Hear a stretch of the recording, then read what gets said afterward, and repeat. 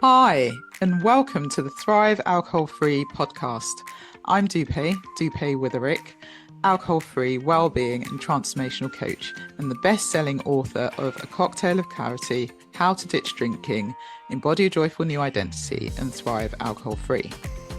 This podcast will show you that being alcohol free is not what the traditional narrative says. And even though alcohol is so ingrained in our society that it is okay to give yourself permission to stop drinking if you want to. And you do not have to wait until you hit rock bottom.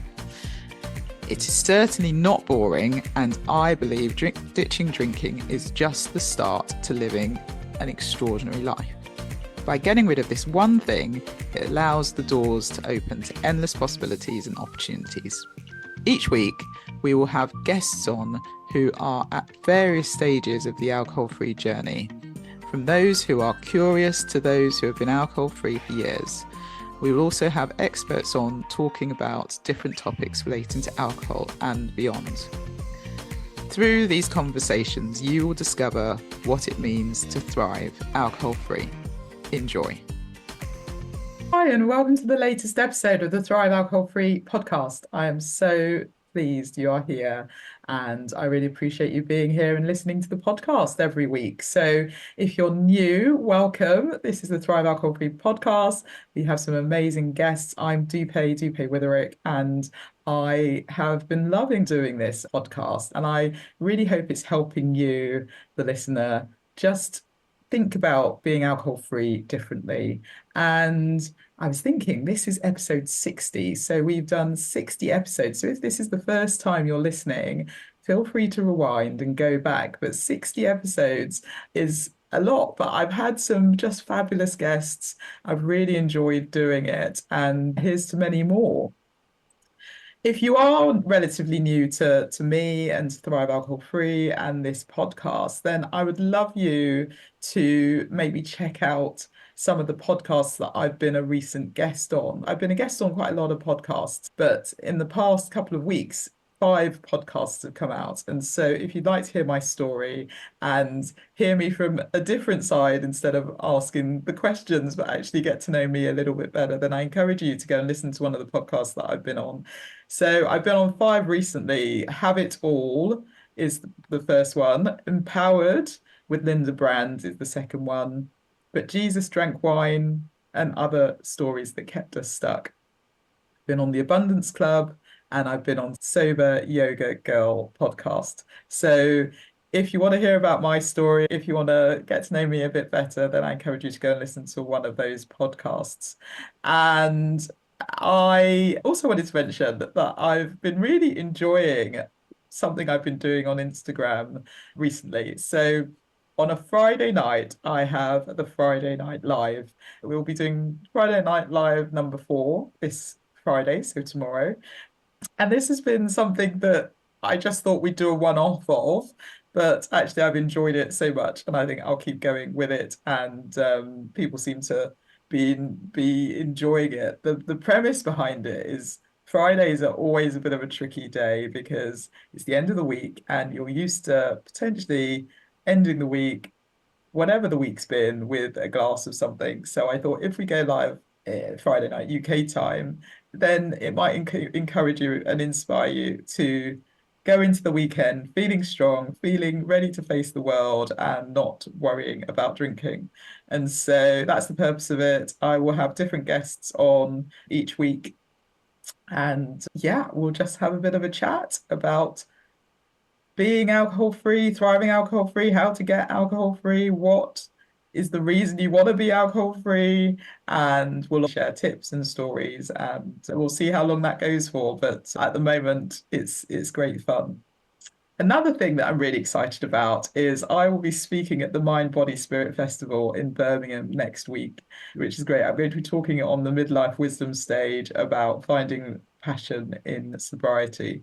And so if you are in the UK, or happen to be in the UK next week, Friday the 15th, I'll be speaking at 12:30, and I will put the link below where you can, being in my audience, get a 30% discount for your ticket for the day or for the weekend. It's going from Friday to Sunday. So They're going to be some amazing speakers, some fab exhibitions. I always say the question to ask if you are thinking about ditching drinking isn't, am I drinking too much? Am I an alcoholic? Do I have a problem? The question is, could life be better mentally, spiritually, emotionally, or physically without alcohol? And so for me, the mind, body, spirit is really what you work on once you ditch drinking. It's the transformational piece. And so the Mind, Body, Spirit Festival, I'm really honoured to be speaking there next week. So come join me. I'd love to see you in person and give you a big hug. Okay, then the other exciting news, which I will talk about more next week and reflect on it in next week's episode. But I will be celebrating 4 years alcohol-free on the 9th of November. So this Saturday, so a couple of days, I will be 4 years alcohol-free.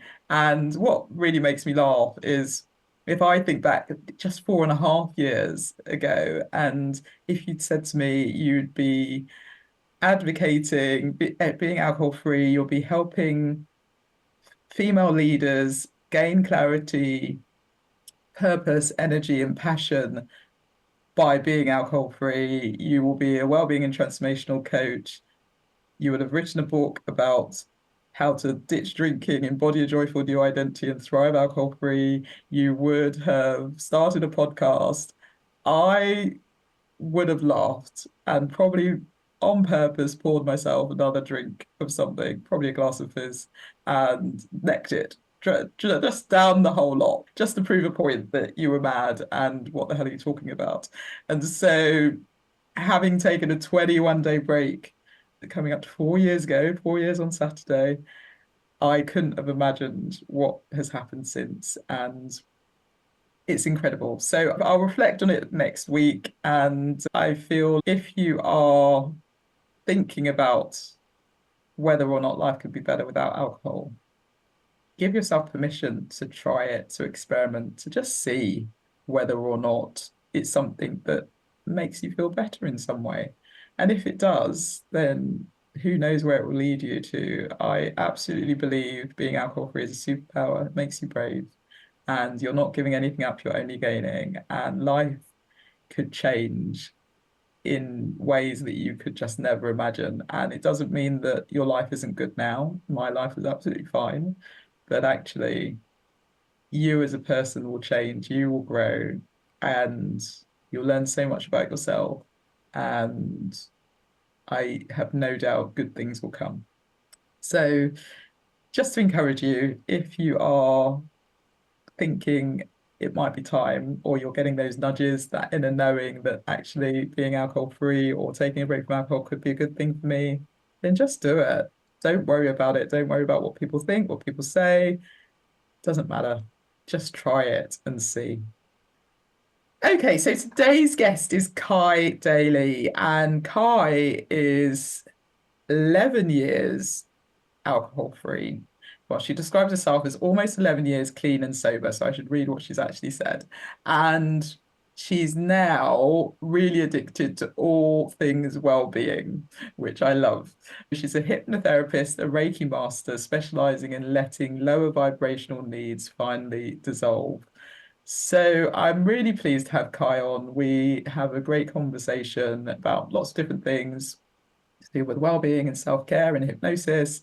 And yeah, enjoy the conversation. So without further ado, here is Kye. So welcome, Kye. How are you? Hi, how are you? Thank you for having me. Oh, I'm so well, thank you. And thank you for being on. I'm really looking forward to our conversation and our chat. Yeah. So for those people that might not know you, why don't you do a brief intro of who you are and how you ended up being on the Thrive Alcohol Free podcast? Okay, I live in Miami Beach. I'm a clinical board certified hypnotist. It sounds pretty intense, but it really isn't. I'm also a Reiki master, I'm a yoga teacher, and I'm an alcoholic in recovery. So I came on the podcast and I found you through Instagram, which was, there's no coincidences in life. And I believe that we're on the same wavelength and helping others and really creating this beautiful community of women who are thriving instead of surviving. And yeah, so here I am. Yay, fantastic, fantastic. And so it's interesting because language has changed slightly as well, hasn't it? So people talk about alcohol use disorder. So I was curious when you said, I'm an alcoholic in recovery. So is that how you see yourself? Yeah, Yeah. because alcoholism for me, and it's just a Mm. personal knowing, it's Yeah. what worked for me. Yeah. Knowing that I have a disease that talks to me and lies to me on a daily basis, I have Mm. to always be in awareness of when those thoughts come in. And it could be alcohol, it could be sugar, it could be a person, Mm. relationships are extremely addictive. It could be just self-harm that day. It could be Mm. anything that is a way to distract me from loving myself. That's the way I look Mm. at alcoholism. I Mm. picked up alcohol at 13, so that was like my first real physical allergy, I would say, to anything. But way before I picked up alcohol, people were really my first drug. Mm. Smiles were my first drug, people Mm. pleasing, trying to Mm. make peace in a chaotic home. So, yes, I really was that addict from birth. I believe it Mm. was generational. Mm. Yeah, yeah. So maybe do you want to touch on your story Yeah, yeah, and a why don't little we bit. start? Let's start there. That Yeah, would be let's give you the cliff notes, because don't we all think we have such a, we call it in Miami a telenovela. It's like we have this soap opera of a life. And I think the biggest misconception about being clean and sober and about being in recovery is that it's boring. And that couldn't be anything further from the truth. But when I really knew that something was not right, was pretty young. I remember, and I grew up in an alcoholic home. And I really remember like thinking it was really bad, like really disgusting. It was walking on eggshells, never feeling safe. Safety was a huge part of my addiction. And so I began very quickly making the enemy, the worst person at the moment, my ally. I Mm. really, that's how I stayed safe, staying close to the dark.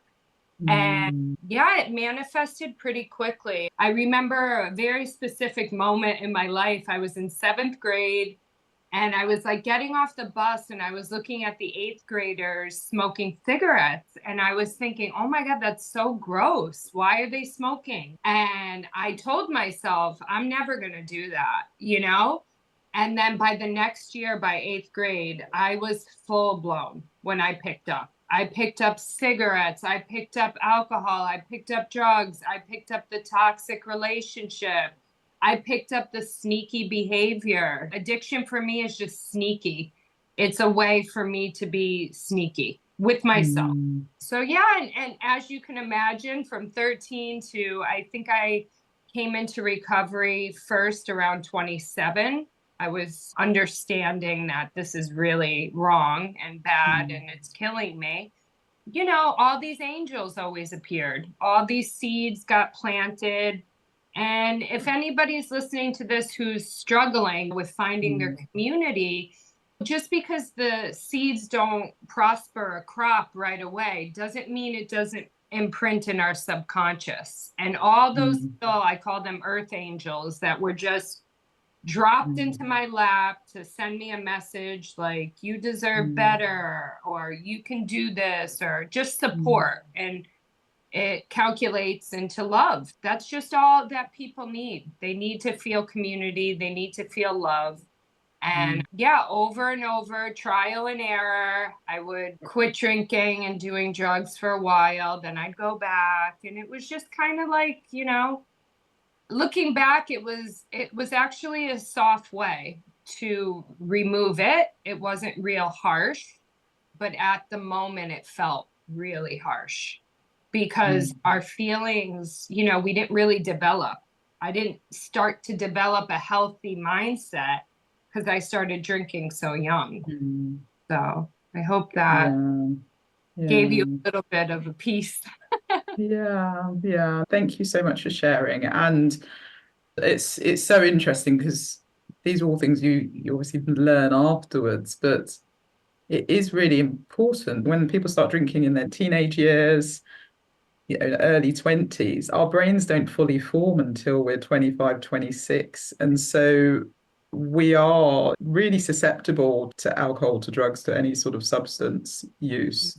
And then on top of that, as you say, if you're in a negative environment and you grow up in that negative environment, a lot of our beliefs and our thoughts and our habits all stem back to that. And unless we actually change our mindset through hypnosis and other things that we'll talk about in a bit, but unless you can shift that subconscious mind, which is what we run on for 95% of the things we do is based on that, you're constantly going back to those toxic thoughts, those behaviors, that people pleasing, the whatever it is, because that's what you know. I mean, obviously, you got to the point then that you said enough was enough and you stopped. What happened next?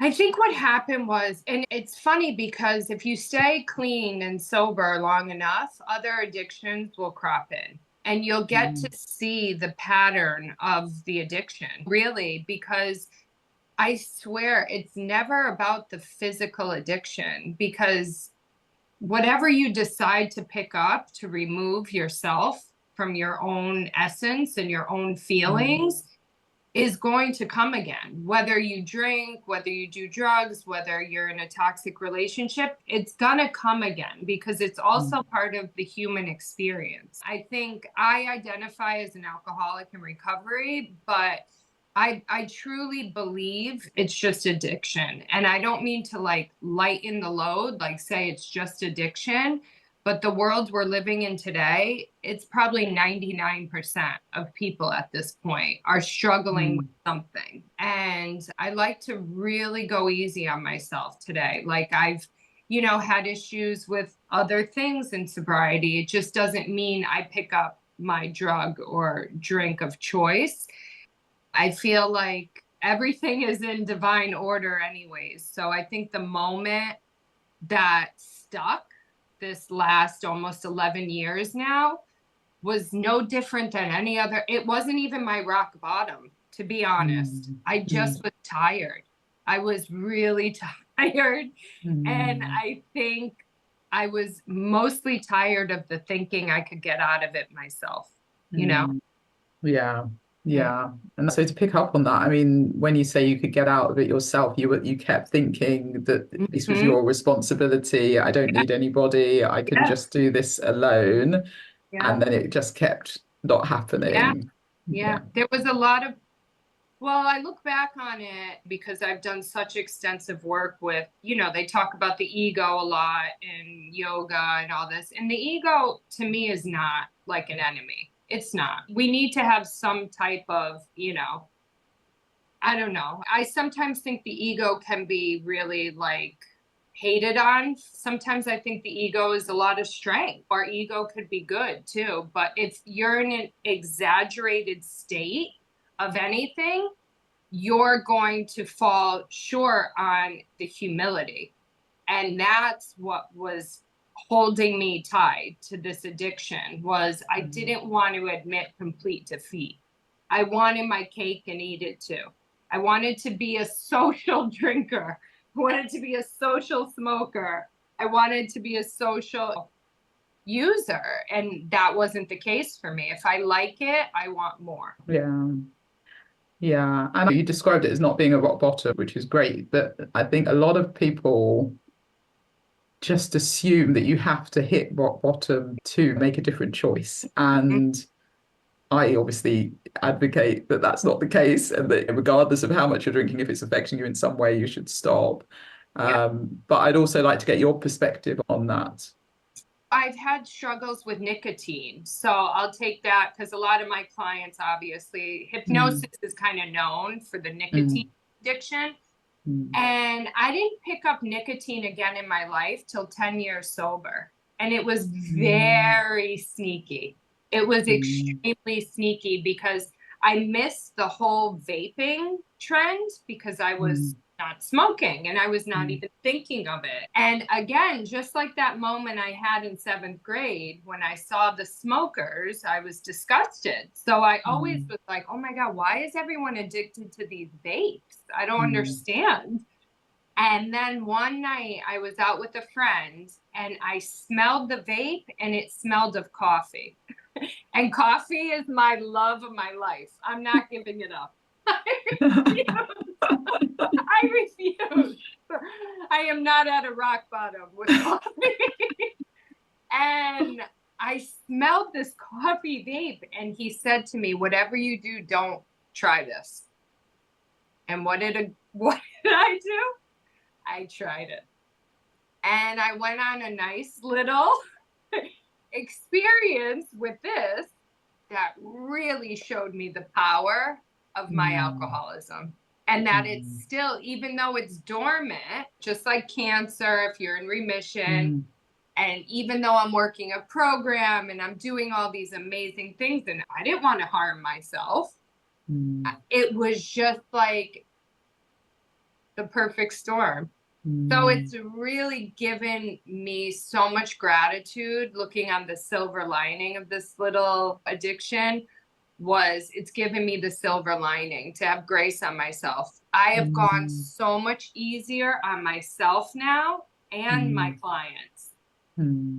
So it's weird how we can shift even that really bad thing into, it taught me a lot. Yeah, amazing. And I think it is so important that we are kind to ourselves, because actually, if we're not kind to ourselves, who do we spend the most time with? Ourselves. And so we need to really be mindful of what we're saying to ourselves, and that inner critic that comes and those thoughts that we have about ourselves and not looking after ourselves. So I think that leads quite nicely into what you do with the Dailey Method and self-love. And I'd love to hear, a lot more about that. Yeah. The Dailey Method's funny, it's my last name. And I didn't really resonate with my last name growing up because my father is such a bad alcoholic. And he really was very abusive. And he would always say, you're cursed, since I was very young. And I think what he was trying to articulate was, I have the family genetics, which is many, many. I'm the first one ever to get clean and sober. So I believe we really carry, an honor for that when we're breaking generational curses. And I very quickly married in life and changed my name and all these things. And it didn't happen until this year after the vaping thing and all this, because with any addiction, it'll bring out some stuff, some wounds. And I started connecting back to my roots and back to my name and back to who I am. And it just was loving myself. It was a slow, I don't know. It was like daring to love myself finally without any distraction. No husband. I really connected with source and with my own essence. And it just kind of happened. I created this method. It's very simple. It's a 3-step method. And it's your daily rituals. It's your daily practices, what you do each and every day to make yourself feel, aligned and feel full. And yeah, I feel like with hypnosis, it's just a way to hypnotize yourself. It's just mirror talk, the affirmations. I pull from all the greats, Louise Hay and Marianne Will, like all the people who came before us with this, knowledge of love. That's all it is.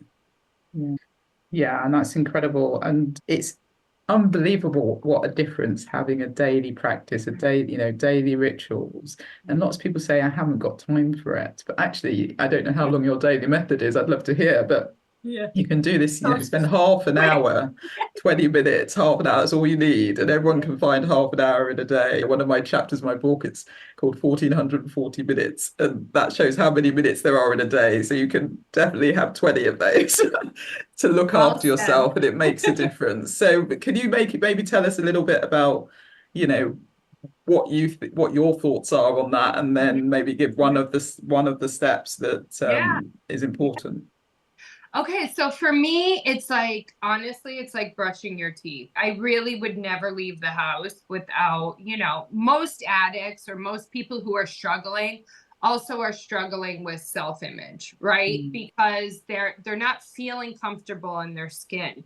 So mm, I just tell people over and over, you would never go to an important business dinner or important business thing and not shower, right? And mm, they're like, oh, wow, you're so right. The thoughts about the Dailey Method were just understanding that we have to clean our energy. We have to clean our body, we have to clean our physical, every day, but we have to clean our spiritual energy and really take it seriously. I don't want to pick up energies and I don't want to give out bad energies. And I'm human, and there's days where I really take in consideration. Some days I can't see clients because I'm not spiritually aligned, and I take what I do very seriously. And I live in a climate where I can be in nature on a regular. So I mm. cleanse in the ocean, I sit in nature, I ground, I do all these practices. And that's really how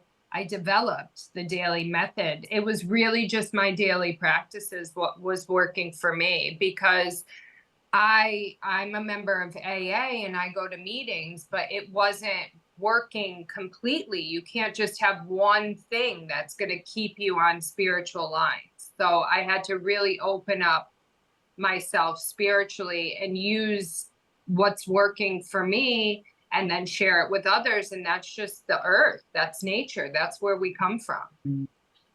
Yeah, and again, you're speaking to me, walking in nature, really taking that time to breathe, to meditate, to pray, to journal, all of those things are so, so important. And actually starting your day in the right mindset makes such a difference, Mm-hmm. because if you don't, you then get caught up with all that potential negative energy, negativity, and you lose yourself. And grounding is something that I would love to do a lot more outside, but it's been raining a lot here recently.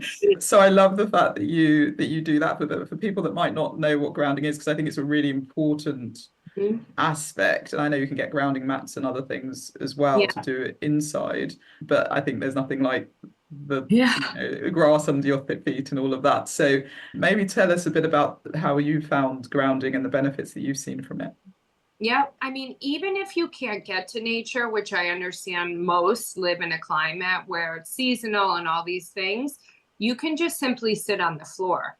Even Mm, sitting on the floor is so powerful. Like when your nervous system, when you're in that fight or flight, which is mm, most people who, you're not going to just seek out spiritual help if you're not in some type of pain. So mm, usually it's the nervous system that's gone haywire and it's gone so far out because of the thinking, just the mm, overthinking and the exaggerated state of being creates havoc on the body. It really does. mm, So you kind of spin out, which is mm, actually in what we do for work, it's actually the blessing when you mm, finally spin out, when you finally, because the Dailey Method is any tool to help you get rid of anything toxic, is that mm, surrender. We want you to spin out. Sometimes I have to tell clients, I just don't think you've done it enough. Sometimes you mm. need to smoke more until you're really like done. Unfortunately, it's the truth, because if you don't have that desperation, there's no way you're going to go and sit on a floor to calm down. So, Yeah, it's so true. And it's one of the things that I talk about a lot. You have to be ready to do this. And a lot of people maybe say they want to stop, but they're mindful that they take a break but their partner's still drinking, maybe. And then they think, well, what's the impact on that? And then they try to force their partner to stop. And I say, you can't do that. This is for you. You're doing this for you. Your partner needs to make that decision. Until they're ready, nothing's going to change, and it's just not going to come across, and they're not going to do anything about it. And I do think, as you say, it needs to get to a point where you're truly ready to make something different. mhm. And it could be from a pain perspective, and obviously that tends to motivate people a lot, but it could also be from a pleasure perspective. What is it you're trying to achieve that's not working? Yeah. Why aren't you getting that promotion? If you're feeling stuck at work and you're going around the same loop every 6 months, every year, when the promotions come around and you're not seeing any change, you want that. What can you do differently that might lead you to getting that? What are your habits at the moment that aren't allowing you to be in the right energy, in the right frame of mind?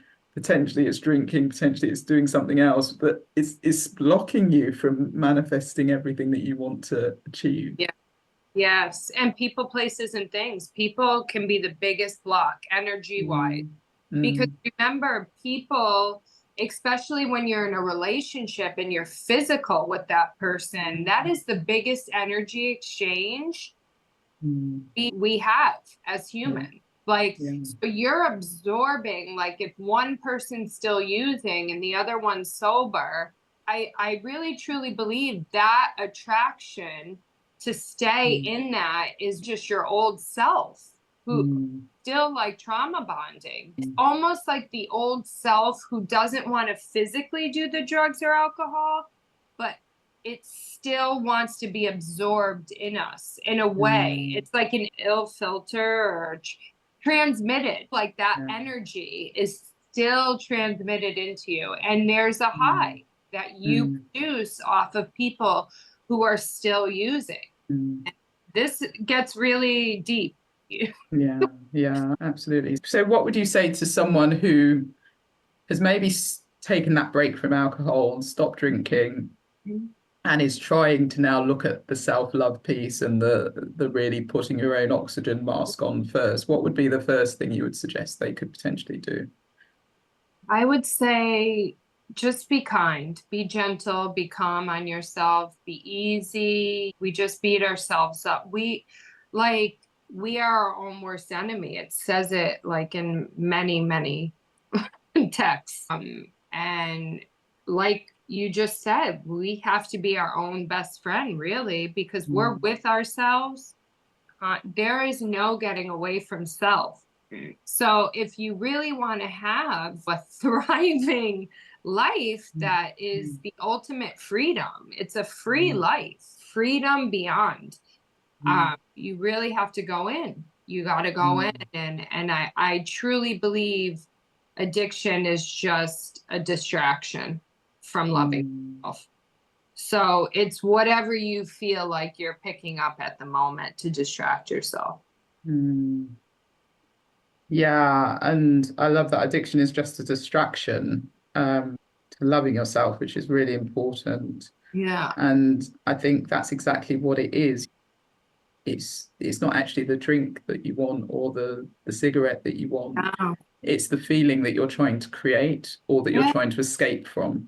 Yes. And so when you say it's the distraction, you're distracting yourself from whatever feeling you're trying to create or escape from, and you don't really know how to get there, and you want it, but you can't get there, and then you want a quick fix. And so it's, what is that feeling? And then based on that, what could you potentially do that's more healthy or positive to still get that feeling, go for that swim, go for the walk, get the natural highs from other things. Yes. Food is another huge, if your diet, I studied Ayurveda and I got to go to India and stay there a month. And if you really get clean in your diet and you really look at food as medicine and as fuel, there's really not much you'll be eating, to be honest. When you're spiritually connected and you're practicing your whatever you choose physically, whether it's yoga or and your chi is heightened because you're feeding yourself with love and nature and the good endorphins, your appetite is really like, you really look for those wholehearted things. They call it a healthy or a wholehearted or wholesome. That means because it's whole, it's coming from earth. And it's filling you with the nutrients. It's not taking away. It's not a chemical. Yeah, it's so true. It interweaves everything, you know? Yeah, that's so good. And I think what you've designed and the Daily Method is fantastic. And I'd love people to sort of look that up, and we'll get to how Mhm. people can find you and everything else. But before we do that, I'd love to hear about the hypnosis and the Reiki that you're also doing, and how did you get into that, and Yeah, tell us a bit crazy. more about it, because we were talking earlier, I think unless you're in this space and you sort of understand hypnosis, people's view of hypnosis, and people like Paul McKenna on stage making people do silly things. That's our view, and actually it's so much more powerful than that, and it makes such a difference. So I'd love you to tell Yeah. us a bit about that. Yeah.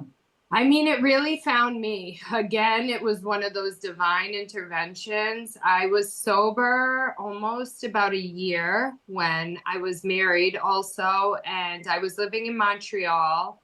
And I just had time finally on my hands. I wasn't in survival mode anymore. I could really take the time. And my husband at the time was like, why don't you just be and heal? Because he met me when I was only 3 months sober. And very quickly, I left Miami and we lived in a few different countries a couple months out of the year. We were traveling. So I actually sat in meditation one day because I was really like, what is my purpose? I'm newly sober. I loved fashion and all this outward stuff because that's all I knew. The modeling young, the clothes, dress up the outside, but you're dying inside. Mm. And I finally went in this meditation, and immediately it popped in my subconscious, and hypnosis just came over my, and it was so bizarre because I'd never heard of it other than like stage hypnosis. And I Googled it out of meditation, and there happened to be a national board certified hypnosis school directly across the street from my husband's clothing store. Wow. Literally, I was in school every day looking at my husband's name on the sign. My ex-husband, I should say. I knew, oh boy, this is some type of alignment. And Mm. yeah, it just was so natural for me because hypnosis really is guided meditation. It's Mm. really that simple. And I Mm. just facilitate the meditation. I put you into a meditated state. So the subconscious acts like a sponge, and we can put in Mm. any type of positive affirmations that Mm. you desire. Mm. Yeah. And I think that's incredible. And so you work with clients on Yeah. hypnosis. So yeah, Yeah. I have a practice in Miami Beach, and yeah, I see clients physical form 2 to 3 days a week because I'm Mm. always working. Mm. And I also see on Zoom. So I Mm. schedule my clients. I can only do 2 to 3 a day because they're Mm. pretty thorough. They start with a good 30 minutes of talk therapy where I'm very good at getting to the root quick. And yeah, I always say just give it one try. You're going to feel like, what is this? This is magic. Yeah. Yeah. Oh, yeah. Yeah. Amazing. And so what are the types of things that people have come to you to help resolve through Um, hypnosis? they often come for a specific addiction, but stay. It's funny because my clients treat it like therapy. So they like to come once a week. Uh, Mm. and they often stay for the self-love, for the daily, Mm. but they genuinely come for whether it's food addiction, whether it's a toxic relationship, alcohol, drugs, vaping is a big one, Mm. cigarettes, porn addiction. I mean, you'd be surprised. I live in Miami Beach, so we have a whole fun community here. Let's Yeah, I'm sure. That's incredible. And I think it's so important because you talk about, that getting into that meditative state, and it's all about the fact that our yeah. subconscious mind is what we run on every single day. And people, again, aren't aware of this fact. And so we think we're completely in control and it's our conscious mind. But actually, 95% of our actions and the things we do are based on the subconscious. And so it's just repeat. That's why people just repeat what they've always done, and they get stuck Yeah. and can't get out of the daily habits and patterns that, even if they are negative, they struggle. So Oh. being able to relatively quickly shift something that's fundamentally Yeah. keeping someone stuck is Hmm. an incredible power.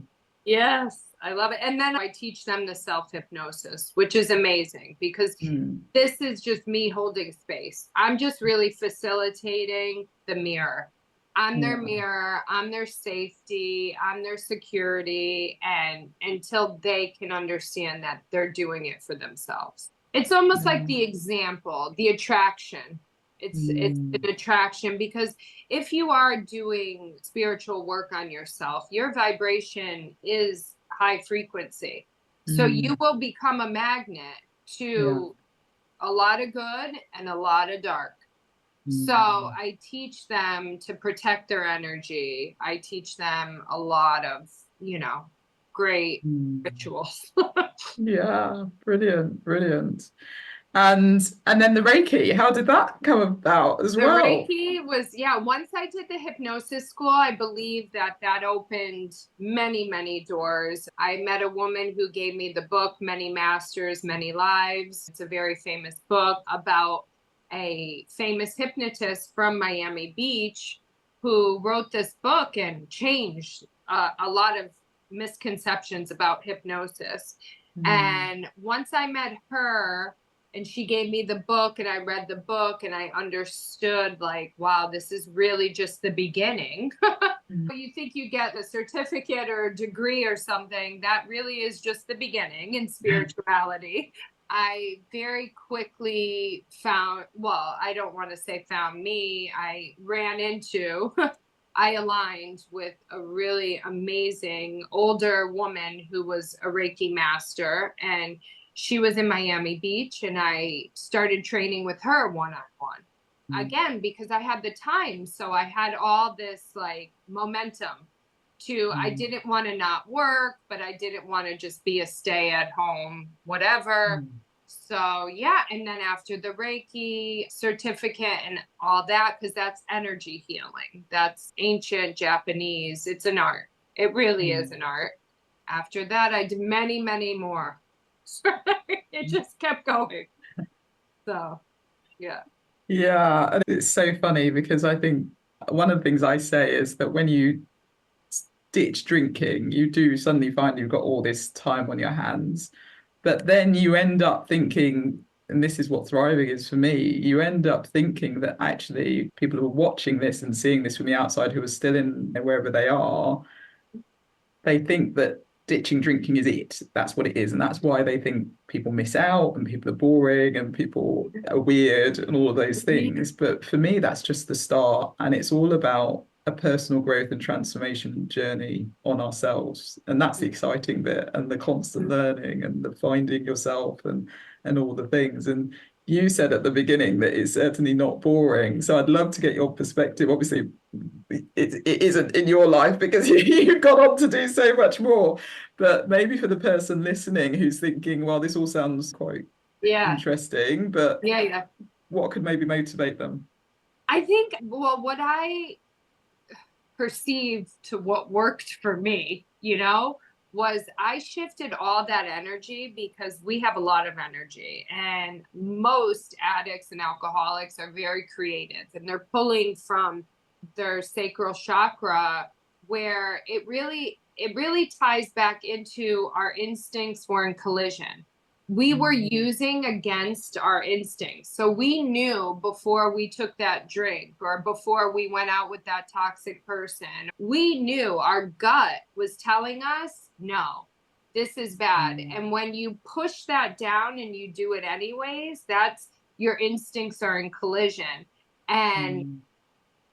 that feeling of just knowing that you shouldn't be doing something, but you do it anyway, that Mm. using against your will is really like powerful. So I had Mm. to first get the awareness that that's what I was doing most of my life, and really authentically start connecting to that intuition, connecting to my Mm. gut. And I did it through yoga and meditation, all Mm. these great ancient practices that clearly work because they've been here Mm. for a million years.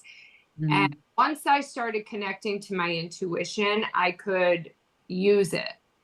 And yeah, it just opened up so many amazing doors, you know? Mm. But Yeah. it takes time. I shifted all that addictive behavior into wellness. I said, get addicted to being Mm. well. Yeah. And I think so many people do it. It does seem that people that stop drinking do find yoga, find meditation, find running, find those types of things to keep them in that sort of physical and Yeah. mental health, Yeah. well-being, and then get addicted to that as Yes, of well. course. So I absolutely agree with that. Okay, so what else? Is there anything else that you want to share? I think this has been Yeah. fantastic. I think just the message of hope always. If we just continue, I mean, we're lucky. We're lucky we're living in an era where wellness is so mainstream. It doesn't mean that everyone's doing it perfectly. There is no perfect prescription. It's really truly what works for you. It's trial and error. It's going easy. If you relapse, I always say, and circling back to that vaping story, I learned how to not shame myself through all of that because I was like, oh my God, you haven't picked up a drink or a drug in a decade. Go easy on yourself that this crept in. And it was there to teach me. It was there because maybe I picked that up instead. What if I was going to pick up a drink? You never know. I hear these stories at 10 years sober. All of a sudden, I'm not an addict anymore. I'm doing great. And very quickly. So I just believe there's always a silver lining. And we are living proof that our poison became our biggest solution in a weird way. It brought us to ourselves. And like you said, maybe you don't have to go all the way down. I always say I got off at the right floor. I didn't get off. I was young. Like I knew something's wrong. Yeah, yeah, So absolutely. again, it's just connecting to that intuition and saying, I can do this. And when you have a group of people around you, that's why AA works. That's why group therapy works. You feel empowered. There's more power in we. Yeah. It's not just about me. Yeah, I love that. There's more power in we. Absolutely. Community is so important when you're Huge. going on this sort of journey. And yeah, brilliant. Okay, so I always end our conversations with the famous question, what does thriving alcohol-free mean to you? Hi. Oh, wow, that's a good one. I didn't prepare. I never prepare. I always say, God, speak through me. Thriving to me is, I would go back to the trusting my intuition and using it because it's one thing to trust it. It's another, because I speak for myself. Remember, I am human. I am no saint. I see it, I feel it, I know it's wrong, but that old me wants to do it still. So I really think when I am thriving and I'm completely aligned with source, there's no way I'm going to do it. Yeah. It's not even a question. So taking that time for the spiritual care. It's not even about self-care anymore. It's the spiritual care. Because there is no self without my it doesn't exist. I don't believe that it's self-care. I think it's spiritual care. And I too am writing a book. It's so challenging, as you know, and it's called Spiritually Surrounded. Oh, wow. Because Amazing. we've got to write. Got to Yeah. get this out there, what we went through. Yeah, And absolutely. yeah, spiritual care. Oh, well, I can't wait for when's your book coming out? When are you Who hoping to? knows?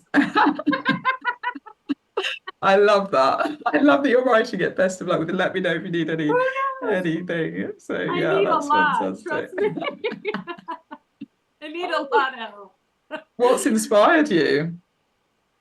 Oh my God. I think it's the years and years of people saying, when are you going to write the book?